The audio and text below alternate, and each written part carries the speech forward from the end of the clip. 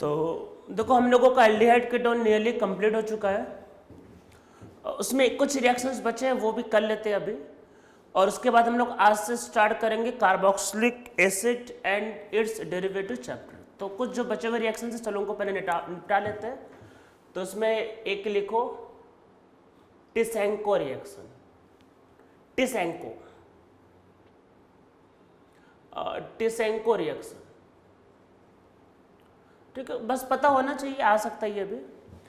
तो ये रिएक्शन क्या, इसमें नीचे लिखो this reaction is given only by aldehyde, this reaction is given only by aldehyde, this reaction take place in the presence of AlOET thrice, ठीक है। तो ये आपका क्या होगा, ये इथॉक्साइड है, ठीक है, तो एल्युमिनियम ट्राई इथॉक्साइड, ठीक है, इथॉक्साइड वही इथेनॉल से का आनायन इथॉक्साइड, ठीक है। तो this reaction take place in the presence of aluminium triethoxide, तो मतलब आपको ये रिएक्शन करवाना है इसके प्रेजेंस में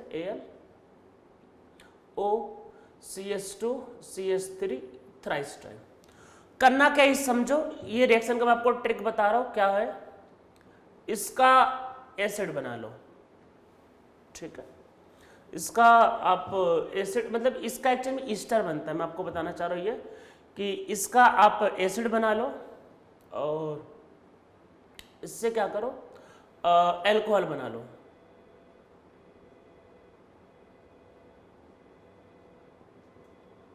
ठीक है, और वाटर को बाहर निकाल दो, ठीक है, वाटर को बाहर निकाल दो, ईस्टर बनेगा। तो इसमें बनता है RC डबल बॉन्ड O, ठीक है, OCH2R, इससे ईस्टर बनेगा, ठीक है। तो याद रखना है कि टिसेंको रिएक्शन में ईस्टर फॉर्म होता है, ईस्टर, ठीक है। तो एल्डिहाइड से आपके पास क्या होगा, यहाँ पे ईस्टर बन जाएगा, ये रिएक्शन होता है। इसमें चलो एक दो एग्जांपल देख लेते हैं। ये रिएक्शन ध्यान रखना only given by the aldehyde, क्योंकि एल्डिहाइड से एसिड बनाना होता है तो कीटोन एसिड नहीं बना सकता, तो सिर्फ और सिर्फ एल्डिहाइड देता है। जैसे अगर आपके पास है CH3 CH2 CHO, अगर आप इसका रिएक्शन करवाओगे, या एक और लिख लेते हैं,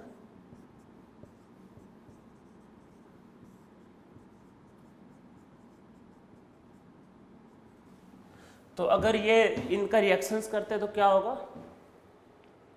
CH3 CH2 C double bond O, फिर O, फिर CH2, फिर CH3, यहाँ पे क्या होगा PH, C double bond O, फिर OPH, ठीक है। तो ये मॉलिक्यूल बनेगा, इससे हमेशा ईस्टर बनता है। तो ये हमारा क्या था, आपका टिसेंको रिएक्शन, ठीक है। एक मतलब थोड़े अजीब अजीब से नाम है, ठीक है, थोड़े थोड़े अजीब से रिएक्शन है। एक आगे लिखते हैं सेकेंड, रिफॉर्म एस्ट की रिएक्शन, मतलब कुछ ऐसा है, रिफॉर्म एस्ट की रिएक्शन, थोड़ा अजीब सा नाम है एक्चुअल में। स्पेलिंग में देखो रिफॉर्म तक तो सही, एस्ट की या फिर कुछ टेस्ट की, रिफॉर्म टेस्ट की, कुछ ऐसा नाम है, ठीक है, कोई बात नहीं, नाम पे मत जाओ, मतलब रिफॉर्म आप समझ लो, इसी के आगे कुछ है, रिफॉर्म एस्ट की रिएक्शन या रिफॉर्म टेस्ट की रिएक्शन, ठीक है। तो आपके पास देखो ये क्या होता है इसमें, कोई भी एल्डिहाइड एक कीटोन लेंगे इसमें, ठीक है। तो इसमें नीचे लिखो इन दिस एल्डिहाइड और ketone react with alpha, Easter में वही अल्फा ही बोलेंगे, रिएक्ट विथ आपका अल्फा ब्रोमो ईस्टर, ठीक है। तो क्या होता है, ऐसे ये आपके पास मान लेते ब्रोमीन है, फिर CH, इसको R' कर लेते हैं, फिर कोई भी ईस्टर, ठीक है, ईस्टर कोई भी हो सकता है ये, इसके साथ रिएक्शन करते हैं इन द प्रेजेंस ऑफ जिंक, पहले जिंक लेंगे बाद में वाटर। तो रिएक्शन ऑफ एल्डिहाइड और कीटोन विथ, अगर इस तरह का C डबल बॉन्ड हो तो इधर अल्फा मानेंगे, ठीक है, अल्फा ब्रोमो ईस्टर, ठीक है, और इन the presence of zinc followed by hydrolysis. तो देखो है क्या कि जिंक ब्रोमीन को निकालने में हेल्प करेगा, और आपको ध्यान रखना है कि जिंक जो होगा बहुत इजीली चला जाता है, जिंक +2 और 2 इलेक्ट्रॉन रिलीज करेगा। तो एक इलेक्ट्रॉन तो ब्रोमीन को मान लो पकड़ा दिया और एक इसको दे दिया, तो ये माइनस चार्ज आएगा और ये इस पर अटैक करेगा। ये माइनस चार्ज भाई ईस्टर का C डबल बॉन्ड O वाला उससे रेजोनेंस से स्टेबलाइज्ड होगा। देखो अल्टीमेट रिएक्शन क्या है, बहुत सिंपल है। तो ये आपके पास जो होगा कुछ एल्डोल का भाई, तो OH फिर CH और ये R डैश और COOR2। ठीक, ये इसका आंसर आएगा। तो बहुत सिंपल, यहाँ पे बस ईस्टर लिया है और ये आपका रिएक्शन हो जाएगा। जैसे एग्जांपल पहचानो कि कैसे जिंक और ये अल्फा मतलब ईस्टर रहेगा इसमें। ठीक है, जैसे एग्जांपल देख लीजिए, जैसे CH3 CHO का रिएक्शन मान लो आपने कराया CH3 CHBr COOET के साथ। ठीक, ऐसा लिख के आ सकता है, कोई दिक्कत नहीं। पहले जिंक बाद में वाटर। ठीक है, या जिंक भी सिर्फ जिंक भी लिख के आ सकता है, वाटर नहीं लिखा है तो आपको समझना है कि बाय डिफॉल्ट हाइड्रोलिसिस हो रहा है। ठीक है, बाय डिफॉल्ट समझना है। तो क्या बनेगा CH3 CHOH फिर CH3 फिर COOET। ठीक, ये रिएक्शन होगा इसमें। ठीक है, तो ये हमारा होता है रिफॉर्म्स टैक्स मतलब रिफॉर्म्स टेस्ट की रिएक्शन। ठीक है, तो ये सेकेंड रिएक्शन हो गया। इसके अलावा मैंने एक आप लोगों को पढ़ाया था पिनोकोल और पिनोकोलोन रिएक्शन। मैं उसमें पिनोकोल कैसे बनता है ये बताना मैं भूल गया था। देखो होता क्या, एक चीज़ ध्यान रखना है, अगर आपके पास मान लो ऐसा कोई भी मतलब ये थर्ड रिएक्शन लिख लो, मान लो ऐसा कोई भी एल्डिहाइड दिया है और अगर आप इसकी रिएक्शन मैग्नीशियम के साथ करते हो Mg के साथ। ठीक है, तो मैग्नीशियम क्या होगा, इलेक्ट्रॉन को रिलीज करता है। तो इससे क्या होगा एक्चुअल में मैं बताता हूं, इससे क्या बनेगा Rc और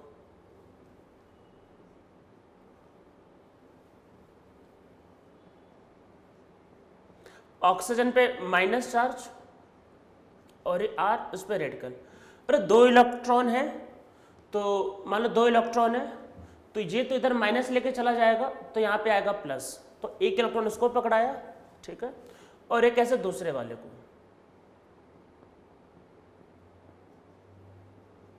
अरे इलेक्ट्रॉन ऑक्सीजन लेके जाएगा तो माइनस आएगा प्लस, उसको एक इलेक्ट्रॉन, तो दो को पकड़ाया तो ये इन दोनों को आपस में जोड़ दो।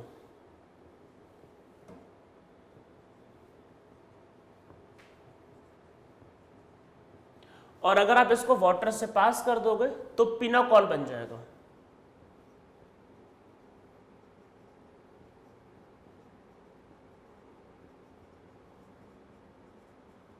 पिनोकोल। तो याद रखना है कि अगर आप एल्डिहाइड या कीटोन को सिर्फ मैग्नीशियम दिया है तब भी वही करवाना है, वाटर बाय डिफॉल्ट मान के चलना है प्रेजेंट है। या कई बार मैग्नीशियम और मरकरी भी देता है। एक्चुअल में मरकरी क्या होता है, रेड्यूसिंग टेंडेंसी रखता है, तो मरकरी इलेक्ट्रॉन को निकालने में हेल्प करता है और कोई काम नहीं। तो कई बार मैग्नीशियम मरकरी भी दिया होगा तब भी आपको ये बनाना, पिनोकोल बनाने के लिए हम लोग इसका यूज़ करते हैं। ठीक है, तो मैग्नीशियम अगर गिवन है तो ध्यान रखना है कि पिनोकोल बनाने में आपको हेल्प करता है। ठीक है, इसमें और आगे एक दो रिएक्शन लिखते हैं तो आगे लिखो आपका रिएक्शन विथ क्लोरोफॉर्म। ये ऐसे ही है, एक टाइम पास का रिएक्शन। देखो अगर आपके पास कोई भी एल्डिहाइड कीटोन है, मान लो कोई भी है, और आपके पास जैसे क्लोरोफॉर्म है, कोई भी बेस, ठीक है, कोई भी मान लेते हैं बेस है OH माइनस, तो आपको पता ही होगा कि क्लोरोफॉर्म का ये H ठीक ठाक एसिडिक होता है क्योंकि वो H को ले लेगा और इस पे जो माइनस चार्ज आएगा वो तीन क्लोरीन की वजह से स्टेबल होता है। ठीक है, माइनस चार्ज तीन क्लोरीन की वजह से स्टेबल है, माइनस आई भी लगाते हैं, बैक बॉन्डिंग भी हो सकता है और ये फिर इस पर अटैक कर सकता है। मतलब अगर कोई बेस होगा तो क्लोरोफॉर्म से ये बन सकता है और इस मॉलिक्यूल से फिर CCl3 और O पे माइनस आएगा, फिर उसको H पकड़ा देना। ठीक है, तो ऐसा रिएक्शन हो सकता है क्लोरोफॉर्म के साथ। ठीक है, तो इसको लिख लो, बस ये सब पता होना चाहिए एक्चुअल में। तो अगर आप क्लोरोफॉर्म लोगे तो इस तरीके से रिएक्शन हो सकता है इसमें। इसके अलावा हम लोग इसमें एक दो रिएक्शन और कर लेते हैं। नेक्स्ट कौन सा होगा, नंबर 5th।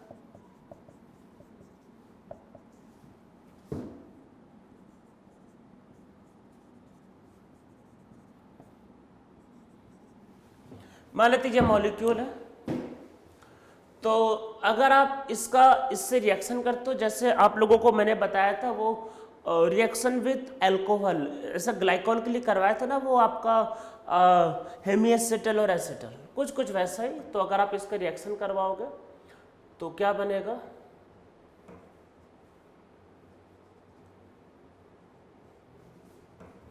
ये मॉलिक्यूल। और अगर आप इसका रिडक्शन कर दो, देखो निकल से थोड़ा सा डिफिकल्ट होगा, रेने निकल लेना पड़ेगा। तो रेने निकल, या फिर निकल भी ले सकते हो रिडक्शन।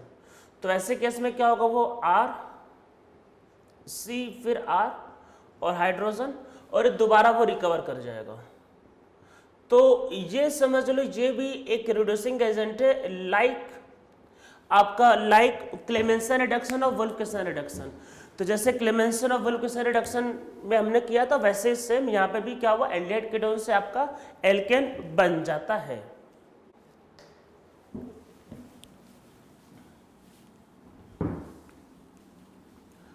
एक इसमें रिएक्शन और एक बच रहा है लास्ट, वो भी कर लेते हैं, फिर आगे हम लोग नया चैप्टर स्टार्ट करते हैं। एक अजीब सा ही नाम है, मेरवीन, स्पेलिंग हो सकता है थोड़ा बहुत सही ना हो, पॉन्ड्रे वर्केले या वर्ले रिडक्शन, यह इसका शॉर्टकट होता है MPV रिडक्शन, ठीक है। तो ये लास्ट लिख लेते हैं। अगर आप एल्डिहाइड या फिर कीटोन का रिएक्शन मतलब एल्युमिनियम आइसोप्रोपोक्साइड के साथ करते हैं, मान लो एल्युमिनियम आइसोप्रोपोक्साइड का मतलब है कि दिस मॉलिक्यूल आइसोप्रोपोक्साइड, ठीक है, के साथ करोगे तो वैसे केस में इसका रिडक्शन होता है, सिर्फ रिडक्शन, ठीक है। तो वो रिडक्शन हो जाएगा, बस रिडक्शन और कुछ नहीं, ठीक है। आइसोप्रोपेनॉल, तो इसमें नीचे लिखो व्हेन एल्डिहाइड और ketone react with aluminium isopropoxide या aluminium tri isopropoxide, aluminium tri isopropoxide in the presence of isopropanol, it undergo reduction and form alcohol. बस यही है MPV रिडक्शन, मतलब ये समझ लो नाम बड़े और दर्शन छोटे, बस रिडक्शन ही करना था और कुछ नहीं था। तो ये चैप्टर चलो अब इसमें जो था सब करवा दिया इसमें, और कोई रिएक्शन नहीं बच रहा। तो हम लोग अब न्यू चैप्टर स्टार्ट करते हैं, carboxylic acid and its derivative. ये चैप्टर एक बहुत ही छोटा चैप्टर है, इस चैप्टर में ज़्यादा वैरायटी है नहीं, जैसे एल्डिहाइड कीटोन में बहुत वैरायटी थी, एग्जाम के पॉइंट ऑफ व्यू से बहुत इंपॉर्टेंट रिएक्शन था, हमने बहुत ज़्यादा रिएक्शन उसमें किए। कार्बोक्सिलिक एसिड एक छोटा सा चैप्टर है, ज़्यादा वैरायटी है नहीं, एग्जाम के पॉइंट ऑफ व्यू से ज़्यादा इंपॉर्टेंट है नहीं, ठीक है। तो सब लोग हेडिंग लिख लो carboxylic acid and its derivative, ठीक है। तो हमें चैप्टर में कुछ करवाने के पहले मैं एक रिएक्शन करवाने जा रहा हूँ, जो एक्चुअल में कुछ एल्डिहाइड कीटोन का भी यूज़ है, कुछ इसमें एसिड का भी यूज़ है, तो उसका मिलता जुलता एक रिएक्शन पहले करते हैं, ठीक है। तो हम लोग इसमें सबसे पहले देखो एसिड ओसिड तो पहचानना आता ही है इसमें, ठीक है। तो पहले मैं एक रिएक्शन करवाऊंगा, उसके बाद फिर हम लोग इसमें डिटेल में जाएंगे। तो पहले एक रिएक्शन करते हैं डी कार्बोक्सिलिक एसिड पे, मतलब सॉरी डाई कार्बोक्सिलिक एसिड। तो डाई कार्बोक्सिलिक एसिड का नॉमेनक्लेचर तो मैंने पहले बता रखा है, मैं फिर से एक बार लिख देता हूँ, देखो है क्या, COOH और फिर CH2 N टाइप और COOH, ठीक है। N का वैल्यू हो सकता है 0, 1, 2, 3, 4 और 5। तो इसको याद करने के लिए मैंने बताया था ओम्स, और फिर क्या होगा गैप, ओम्स गैप, ठीक है। क्या क्या नाम था, oxalic acid, malonic acid, succinic acid, glutaric acid, ठीक है। ये इसके नाम याद करने का तरीका है, ओम्स गैप याद कर लो, याद हो जाएगा। A for adipic acid and P for pimelic acid. अरे जैसे N का वैल्यू 0 रखो, ठीक है, तो मान लो N का वैल्यू 0 रखो, देखो N का वैल्यू, ठीक है, तो 0 रखोगे तो ये क्या होगा, COOH COOH, this is oxalic acid. N का वैल्यू 1 रख दो, COOH CH2 COOH, malonic acid, ठीक है। तो वैसे आप आगे बढ़ते जाना, सारे के सारे एसिड आ जाएंगे, ठीक है। तो ये आपका होगा डाई कार्बोक्सिलिक एसिड। अब आप बोलोगे सर ये तो चलो बता रखा था, फिर आप बताना क्या चाह रहे हो। हम लोग नेमिंग तो पहले से पढ़ रखे, हो सकता है किसी बच्चे को ना पता, इसलिए मैंने इसको दोबारा लिख दिया। अब हम लोग आगे इसमें पढ़ेंगे और आगे लिखते हैं इसमें हीटिंग इफेक्ट। तो इसको लिखो heating effect on di carboxylic acid. तो हम लोग डाई कार्बोक्सिलिक एसिड पे हीटिंग इफेक्ट पढ़ेंगे। तो heating effect on di carboxylic acid, ठीक है। तो ये ध्यान रखना है कि ये वैसे एक ठीक ठाक अच्छा खासा इंपॉर्टेंट रिएक्शन भी है। और ये सब क्या होता है मैं जो बताने जा रहा था, ये मतलब बुक्स में नहीं दिया होता एक्चुअल में। बुक में क्या होगा, बस कीटोन बनाने का मेथड दे देगा और ये बाकी नहीं दिया रहता। तो हम लोग इसमें कुछ करने जा रहे हैं, तो ये आपको ओवरऑल मैंने कई रिएक्शंस को इसमें कंबाइन किया, आपको बहुत हेल्प करेगा ये। तो सबसे पहला n equal to 0, n equal to 0 मतलब ऑक्जेलिक एसिड।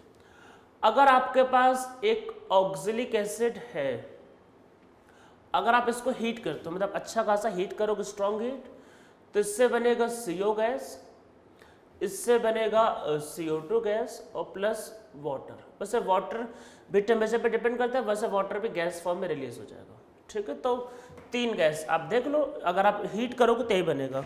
तो अगर आप ऑक्जेलिक एसिड को हीट करते हो तो CO plus CO2 plus H2, ठीक है। ये रिएक्शन आपको याद रखना, ये रिएक्शन होता है। तो पहला वाला तो चलो बहुत सिंपल था। तो n इक्वल टू 0 पे क्या होगा, CO2 गैस रिलीज हो, मतलब CO प्लस CO2 और प्लस वाटर, ठीक है। फिर आगे करते हैं n इक्वल टू 1 पे। देखो n इक्वल टू जो 1 होगा वो कुछ क्या होगा, वो जो बीटा कार्बोनिल एसिड था, याद करो मैंने क्या कहा था, अगर बीटा कार्बोनिल कार्बोक्सिलिक एसिड होता है तो हीट करने पे डी कार्बोक्सिलेशन होता है, वही सेम यहाँ पे होगा। तो इसमें नीचे लिखो वही n इक्वल टू 1 का मतलब ये कि 2 कार्बोक्सिलिक एसिड के बीच में एक कार्बन है, ठीक है। तो लिखो in this case on heating CO2 gas is released and dicarboxylic acid is converted into monocarboxylic acid. तो ये डाइकार्बोक्सिलिक एसिड किस में कन्वर्ट हो जाएगा, मतलब मोनोकार्बोक्सिलिक एसिड में। अब इसको देखो ध्यान से देखना,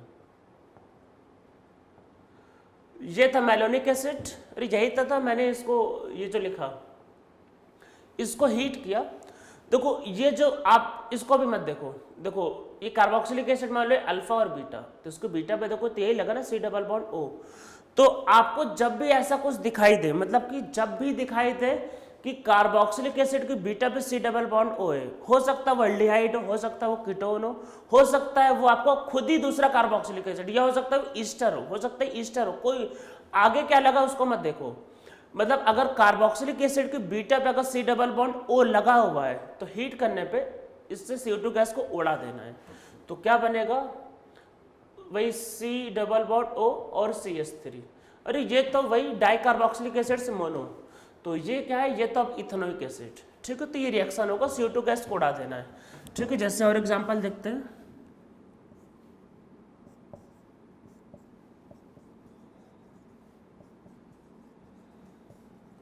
अगर आप इसको हीट करोगे तो देखो क्या होगा, देखो बीच में एक ही कार्बन है, देखो बीच में एक ही कार्बन है, ये देखो यहाँ पे बीच में एक ही कार्बन था, तो देखो बीच में एक कार्बन है।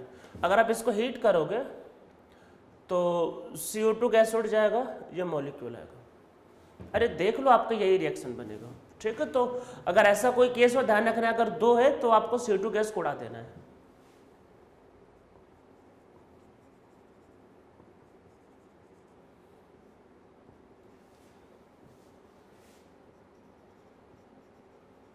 ठीक है। तो ये इसका आपके पास क्या होगा, आंसर आएगा।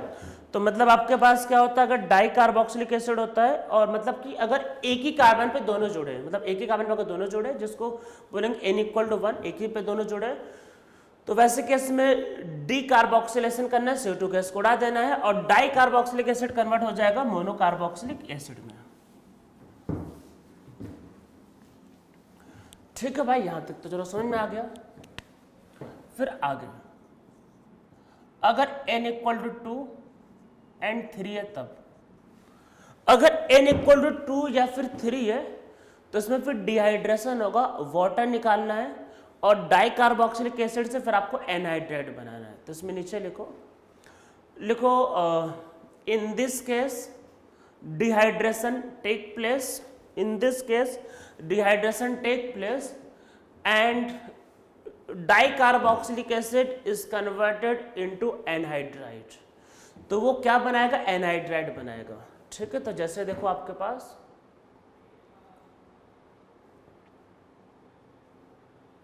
दिस इज सक्सिनिक एसिड, तो इससे क्या बनेगा, सक्सिनिक एनहाइड्राइड। तो एनहाइड्राइड में क्या करना होता है,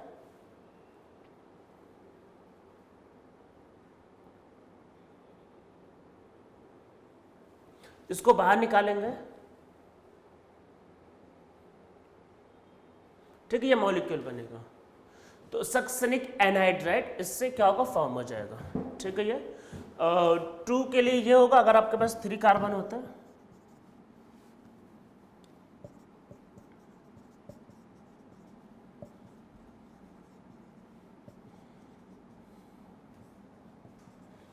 इसको अगर हीट करेंगे तो क्या होगा, देखो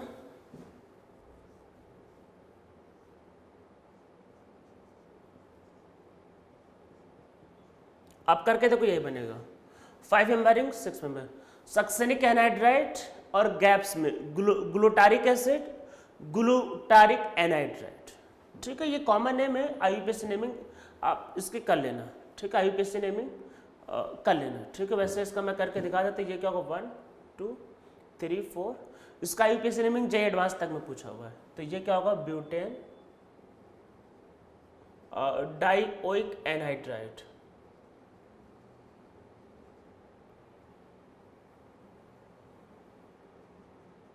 ठीक है, इसका नाम है, ठीक है। ये एनहाइड्राइड, स्पेलिंग एनहाइड्राइड का यही रहेगा शायद, ठीक है, डी नहीं होगा एनहाइड्राइड, ठीक है, जो भी इसका, ठीक है। ये इसका आपका होगा वही नॉमेनक्लेचर। तो हम लोग इसमें कुछ एग्जांपल्स को और देख लेते हैं।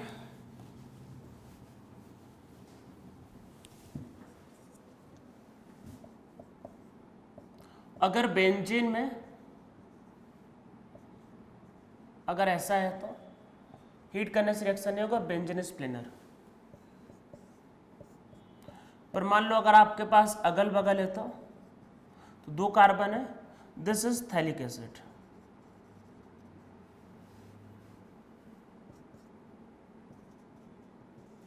दिस इज थैलिक एसिड, इसको हीट करेंगे तो थैलिक एनहाइड्राइड।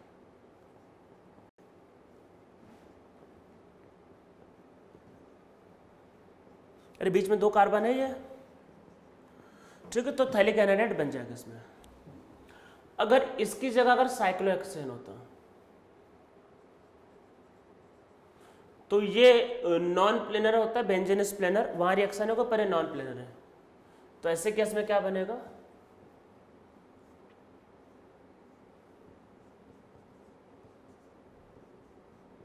तो यहां रिएक्शन हो जाएगा।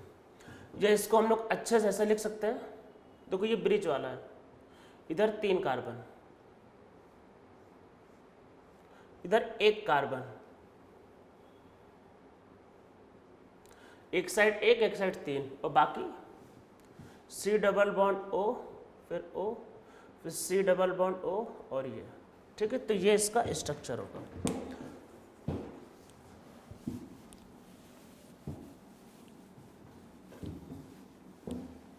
ठीक है। तो इसमें वाटर बाहर निकालना होता है और एनहाइड्राइड बनाना होता है n = 2 and 3 के लिए, ठीक है। फिर अब आगे बढ़ते हैं, इसमें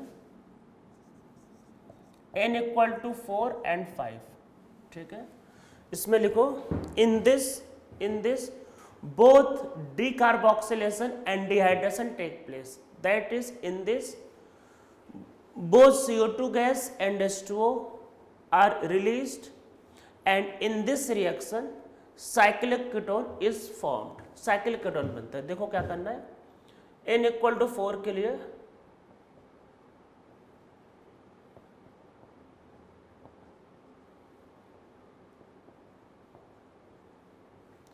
इसको अगर हीट करोगे, सबसे पहले वाटर बाहर निकला, ठीक है, CO2 गैस बाहर निकला, और जो बच गया कितना, 5 मेंबर का रिंग बच गया, तो C डबल बॉन्ड हो। तो ये भी समझ लो कीटोन बनाने का मेथड है, ठीक है, बताने के लिए कीटोन बनाने का मेथड है। पर मैंने इसको पहले नहीं पढ़ा है, मैंने इसको यहाँ के लिए रखा था, भाई कार्बोक्सिलिक एसिड में करेंगे, ठीक है। तो एक लाइन से सब समझ में आ जाएगा कि पहले वाले में ऑक्सिलिक एसिड में क्या हुआ, मेलोनिक में क्या हुआ, फिर बाद में क्या हुआ, अब इसमें क्या हुआ, सब सीक्वेंस में समझ में आ जाएगा कि पहले सब मतलब मेलोनिक में CO2 निकलता है, फिर वाटर निकलता है, इसमें दोनों निकलता है। और अगर मान लो 6 कार्बन होते हैं, मतलब मान लो बीच में 5 कार्बन होते हैं, तो अगर आप इसको हीट करोगे तो 6 मेंबर का रिंग बनेगा। तो ये आपके पास 6 मेंबर का रिंग बनेगा। तो ये रिएक्शन होगा इसमें, मतलब इसमें कीटोन बनता है।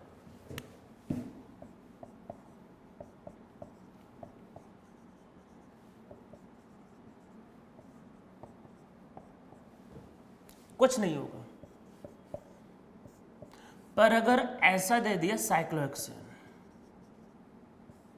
इसको हीट करेंगे तब देखो क्या हुआ, बीच में कितने कार्बन देखो, 1 2 3 और 4, ये 4 कार्बन है। तो यहां पे क्या बनेगा,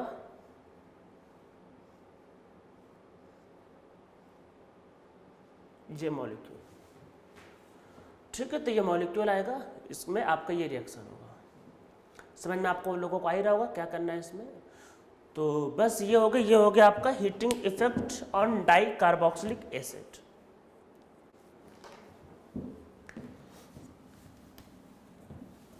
तो देखो ये हो गया heating effect on di carboxylic acid. अब हम लोग क्या है कि आगे बढ़ते हैं। तो देखो है क्या कि इस चैप्टर में भाई पहले कार्बोक्सिलिक एसिड और फिर उसके जो डेरिवेटिव उनका भाई कुछ प्रॉपर्टी से कुछ रिएक्शंस वो पढ़ने हैं। बहुत सिंपल सा टॉपिक है उसको, लेकिन करने के पहले मैं आपको इस चैप्टर का बेसिक जो रिएक्शन है वो समझा दे रहा हूँ। ऑलरेडी ये कई बार एक्सप्लेन किया होगा एक्चुअल में, तो उसके बेसिक रिएक्शन को हम लोग समझ लेंगे और फिर आगे वो एक एक करके सब पढ़ लेंगे। तो देखो है क्या, जैसे आप लोग हेडिंग लिखो यहाँ पे, वही nucleophilic substitution reaction, nucleophilic substitution reaction. तो इसमें देखो है क्या कि एल्डिहाइड कीटोन, जैसे मैंने एल्डिहाइड कीटोन में बताया था कि एल्डिहाइड कीटोन मेनली देते हैं न्यूक्लियोफिलिक एडिशन रिएक्शन, ये देते हैं मेनली न्यूक्लियोफिलिक सब्स्टिट्यूशन रिएक्शन। तो देखो यहाँ पे क्या होता है, RC डबल बॉन्ड O और यहाँ पे एक लिविंग ग्रुप होगा। तो एक न्यूक्लियोफाइल होता है वो इस पे अटैक करेगा, पहले बैक जाता है, फिर बनेगा आपके पास इस पे माइनस चार्ज और ये न्यूक्लियोफाइल और ये लिविंग ग्रुप, फिर बाद में ये इधर अटैक करेगा और लिविंग ग्रुप बाहर निकल जाएगा। तो आपके पास क्या बनेगा, RC डबल बॉन्ड O फिर NU और फिर ये लिविंग ग्रुप। लिविंग ग्रुप आपको पता ही होता है जो पुअर बेस होता है, मतलब पुअर बेस मतलब जो ज़्यादा स्टेबल, जहाँ पे माइनस चार्ज होगा, that will be good leaving group, ठीक है। तो ये बात ध्यान रखना कि अटैक करने वाला न्यूक्लियोफाइल हमेशा स्ट्रांग होना चाहिए, निकलने वाला वीक होना चाहिए। अगर पता चले यही वीक है तो ये दोबारा अटैक करके किसी को बाहर निकाल देगा, ठीक है। तो इसमें लिखो carboxylic acid and its derivative normally gives nucleophilic substitution reaction. In this, attacking nucleophile must be stronger than living group, ठीक है। इसमें नीचे लिखो poor base is always good living group as basicity of living group decreases, living ability of leaving group increases. Basicity decrease करेगा तो living ability of leaving group increases, तो उसकी living ability क्या होगा, इंक्रीज कर जाएगा, ठीक है। अब है क्या क्या, तो पहले देखते कौन कौन से कार्बोक्सिलिक एसिड क्या और उसके डेरिवेटिव क्या क्या है। तो इसमें देखो समझो क्या है, RC double bond O OH, इनको मतलब आज के लेक्चर में इनको कंपेयर कर रहा हूँ, आगे पूरा चैप्टर इसी पे पूरा बेस लेक्चर में इनके कंपैरिजन में ही। फिर RC अगर आपने इसकी जगह OH की जगह अगर लगा दिया OR, तो दिस इज ईस्टर, हम लोग इसको ईस्टर बोलेंगे, इसको बोलेंगे एसिड और उसके डेरिवेटिव। OH की जगह OR तो ईस्टर, अगर OH की जगह NH2 लगा दिया दिस विल बी अमाइड। अगर हमने OH की जगह हेलोजन लगा दी, कोई भी हेलोजन मेनली क्लोराइड कॉमन होता है पर कोई भी लगा सकते हैं, तो this will be acid halide. और अगर OH की जगह हमने फिर O फिर C डबल बॉन्ड O और ये मतलब ये ग्रुप लगा दिया, तो दिस विल बी एनहाइड्राइड। तो वो है कार्बोक्सिलिक एसिड और ये इसके डेरिवेटिव, ठीक है। तो अब देखो रूल क्या है कि भाई अटैक करने वाला न्यूक्लियोफाइल हमेशा लीव करने वाले से स्ट्रांग होना चाहिए। तो इनका हम लोग लिविंग एबिलिटी लिख रहे हैं, उससे से इनका रिएक्टिविटी का ऑर्डर डिसाइड होगा। देखो लिविंग ग्रुप क्या ये आपका लिविंग ग्रुप, ये ठीक, ये लिविंग ग्रुप, तो ये लिविंग ग्रुप मतलब हम लोग क्या क्या कंपेयर करने वाले, हम लोग कंपेयर करने वाले किसको, OH माइनस, वही ऐसा OH माइनस, RO माइनस, फिर NH2 माइनस, X माइनस और RCOO माइनस। अरे भाई वो जो निकल रहा है ये, ठीक है। जो जितना पुअर बेसिक होगा उतना अच्छा लिविंग ग्रुप, ठीक है। तो ये इसमें जो जितना पुअर बेसिक होगा उतना अच्छा लिविंग ग्रुप। तो कैसे करेंगे इसको, कैसे करेंगे? तो अब करने के लिए चलो हम लोग चलते हैं GOC पे, मतलब GOC को रिवाइज करते हैं। आपके पास है वाटर, आपके पास है एल्कोहल, आपके पास है अमोनिया, आपके पास है HX, मान लो कोई भी HFSLHBr, और आपके पास है एसिटिक एसिड, मतलब वही कार्बोक्सिलिक एसिड। इनमें एसिडिटी का ऑर्डर, तो एसिडिटी का ऑर्डर आपको पता होगा, सबसे स्ट्रॉन्ग HX होता है, ठीक है। उससे वीक कार्बोक्सिलिक एसिड होगा, ठीक है। उससे वीक वाटर होता है, और वाटर से वीक आपको पता है अल्कोहल, अल्कोहल वाटर से वीक होता है। नॉर्मल केस की बात करें कोई एक्सेप्शन नहीं, ठीक है। और उससे वीक अमोनिया। जो पुअर एसिड होगा हम लोग इसका बनाएंगे अब कॉन्जुगेट बेस, या फिर इसमें बनाएंगे, इसमें ऑर्डर लिख रहे हैं बेसिसिटी का। तो बेसिसिटी में क्या होगा, X माइनस की बेसिसिटी सबसे कम। अरे कंजुगेट बेस इसका वीक होता है तभी तो ज़्यादा स्ट्रॉन्ग एसिड है, तभी तो उसको H को लॉस करने में मज़ा आता है। फिर उससे स्ट्रॉन्ग बेस ये, इससे स्ट्रॉन्ग बेस ये, इससे स्ट्रॉन्ग बेस ये, और इससे स्ट्रॉन्ग बेस NH2 माइनस। तो NH2 माइनस सबसे स्ट्रॉन्ग बेस है, इसका मतलब कि सबसे पुअर लिविंग ग्रुप है। इसी वजह से हम लोग अमाइड का रिएक्शन याद करो, पीछे जब रिडक्शन करवा रहे थे लिथियम एल्युमिनियम हाइड्राइड का, तो इसको नहीं करवाया था। तो वो सबसे स्ट्रॉन्ग बेस है, तो वो सबसे पुअर लिविंग ग्रुप है। तो और जो पुअर लिविंग ग्रुप होगा तो वो क्या होगा, न्यूक्लियोफिलिक सब्स्टिट्यूशन रिएक्शन देने में उतनी ज़्यादा ही दिक्कतें होगी उसमें, मतलब वो इतना इजीली रिएक्शन नहीं देगा, मतलब वो दिक्कतें पैदा करेगा। और जो बहुत अच्छा लिविंग ग्रुप है उसको मज़ा आ जाएगा, तुरंत लीव करके चला जाएगा, ठीक है। तो ये बेसिसिटी ऑर्डर लिख लो, फिर इसमें नीचे लिखो भाई, लिखो S basicity of group increases, living ability of group decreases. So NH2 minus is poor living group, and halide ion is good living group. So in carboxylic acid and its derivative, amide is least reactive toward nucleophilic substitution reaction, and acid halide is most reactive toward nucleophilic substitution reaction। तो acid halide most reactive होता है, बहुत अच्छा leaving group है, और amide सबसे least.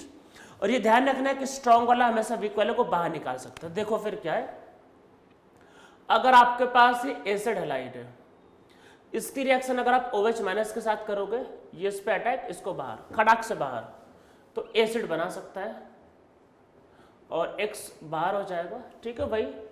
इसकी reaction अगर आप OR माइनस के साथ करोगे, अरे अटैक कर दो, वो इसको बाहर निकाल दो, तो ईस्टर बन सकता है। इसकी रिएक्शन अगर आप RCOO माइनस के साथ भी करो, ये स्ट्रॉन्ग है, उससे तो स्ट्रॉन्ग ही है, तो क्या बन सकता है, एनहाइड्राइड बन सकता है। इसकी रिएक्शन अगर आप NH2 माइनस के साथ करो, इवन कई बार अमोनिया भी दिया रहेगा, तो वो सब केस आगे करेंगे, अभी तो हम बस कॉन्जुगेट बेस और न्यूक्लियोफाइल को समझ रहे हैं। इवन कई बार अमोनिया भी दिया तब भी हो जाता है, अमोनिया भी एक अच्छा खासा न्यूक्लियोफाइल है, वो अटैक करके कर लेता है, पर NH2- दिया तो आराम से ये मॉलिक्यूल बन जाएगा, ठीक है। अब इसमें समझते हैं, अगर इसकी जगह अगर आपके पास देखो ईस्टर गिवन, मतलब एनहाइड्राइड गिवन होता, ठीक है, तो देखो एनहाइड्राइड और अगर आप X- को कंपेयर करो तो आपको पता है कि ये पुअर लिविंग ग्रुप है, ये ज़्यादा अच्छा लिविंग ग्रुप है, तो इसमें रिएक्शन नहीं होगी। मतलब रूल ये था कि अटैक करने वाला हमेशा अच्छा न्यूक्लियोफाइल होना चाहिए, हमेशा स्ट्रॉन्ग बेस होना चाहिए, और निकलने वाला पुअर, तो निकलने वाला स्ट्रॉन्ग अटैक, तो ये रिएक्शन यहाँ नहीं हो पाएगी। पर अगर आप इसकी रिएक्शन OH- के साथ करोगे तो एसिड बन जाएगा, OR के साथ करोगे तो ईस्टर बन जाएगा, और अगर आप NH2 के साथ करोगे तो अमाइड बन जाएगा, ठीक है। ये आप लोगों को समझ में आ रहा होगा। तो इस तरीके से रिएक्शंस होता है। तो एक और समझ लेते हैं इसमें कॉन्सेप्ट, जैसे मान लो अगर आपके पास अगर ईस्टर होता, ईस्टर का रिएक्शन X- के साथ नहीं होगा, ये पुअर लिविंग ग्रुप है और X- एक बहुत अच्छा स्ट्रॉन्ग न्यूक्लियोफाइल नहीं है, नहीं करवा पाएगा। OH- के साथ करोगे नहीं होगा। मतलब हम लोग अभी न्यूक्लियोफिलिक सब्स्टिट्यूशन पढ़े, वैसे ये बेसिक मीडियम में एसिड बना भी लेता है, वैसे मतलब कार्बोक्सिलिक एसिड के डेरिवेटिव बना भी लेता है, वैसे अरे बेसिक मीडियम बनता है ना वो, पर ठीक है वैसे नॉर्मली नहीं करवाते, पर वो इक्विलिब्रियम पे होता है, पर नॉर्मली नहीं करवाते, चलो इसको रहने देते। वैसे सिर्फ OH- लोगे तो नहीं होगा, उसमें वाटर की जरूरत पड़ेगी, मतलब OH- प्लस वाटर, मतलब देखो ईस्टर से पता ना अल्कोहल और वो बन जाता है सॉल्ट ऑफ कार्बोक्सिलिक एसिड, वो बेसिक मीडियम होता है इन एक्वस, ठीक है। एक्वस मतलब सिर्फ OH- लोगे तो वैसे नहीं होता, OH- इन बेसिक मीडियम, या आप इसकी रिएक्शन अगर आप RCO- के साथ करोगे तो नहीं होता है कुछ भी, और अगर आप इसकी रिएक्शन अगर आप NH2- के साथ करते हो तो ये बन जाएगा RCONH2, ठीक है। मैं लिख देता हूँ, अगर आप इसकी रिएक्शन OH- के साथ भी करोगे तो नहीं होता है, पर अगर वाटर होगा, वाटर मतलब है तो वो करवा देगा, वाटर अटैक करवा के वाटर करवा लेता है। वाटर अगर हुआ तो वाटर के साथ फिर वो सॉल्ट ऑफ कार्बोक्सिलिक एसिड, और आपके पास क्या बन जाता है साथ में आपका अल्कोहल, ठीक है। तो सिर्फ OR से स्ट्रॉन्ग एक ही न्यूक्लियोफाइल तो बन जाएगा, बाकी रिएक्शन नहीं हो पाएगा। तो ये ध्यान रखना है, कार्बोक्सिलिक एसिड और उसके डेरिवेटिव में इस चैप्टर में यही चलेगा, स्ट्रॉन्ग न्यूक्लियोफाइल अटैक करेगा, वीक वाले को बाहर निकालेगा, बस सही लॉजिक चलता रहेगा। आज के लेक्चर में हम लोग इतना ही करेंगे। नेक्स्ट लेक्चर से क्या करेंगे, जैसे कार्बोक्सिलिक एसिड, पहले कार्बोक्सिलिक एसिड पढ़ेंगे, ज़्यादा बड़ा चैप्टर नहीं, छोटा चैप्टर, 2-3 लेक्चर में, मतलब ये एक लेक्चर हो गया, अब 2-3 लेक्चर और लगेंगे, सब खत्म हो जाएगा। जैसे पहले कार्बोक्सिलिक एसिड पढ़ लेंगे, उसको बनाने के 2-3 मतलब कुछ मेथड है, मोस्टली आपको पता है, जैसे CN के हाइड्रोलाइसिस से कार्बोक्सिलिक एसिड बनता है, अल्कोहल के ऑक्सीडेशन से बनता है, वो मोस्ट ऑफ द मेथड आपको पता है। तो पहले हम लोग इसको कार्बोक्सिलिक एसिड को बनाने के मेथड सीखेंगे, मतलब वो फटाफट कर लेंगे, फिर बाद में उसकी कुछ प्रॉपर्टीज, तो मतलब बहुत छोटे छोटे रिएक्शंस है। और इस चैप्टर के मोस्ट ऑफ द रिएक्शंस इस लॉजिक के अलावा, मतलब ये लॉजिक तो ठीक है, इसके अलावा मोस्ट ऑफ द रिएक्शन जो है वो आपको ऑलरेडी पता है, तो इसलिए इस चैप्टर में ज़्यादा दिक्कतें नहीं होंगी। 2-3 दिन में, या ज़्यादा वैसे ट्राई करेंगे कि 2 दिन में आपका ये चैप्टर खत्म हो जाए। छोटा सा चैप्टर है, सिंपल सा चैप्टर है, 2 दिन में हम लोग उसको खत्म कर लेंगे।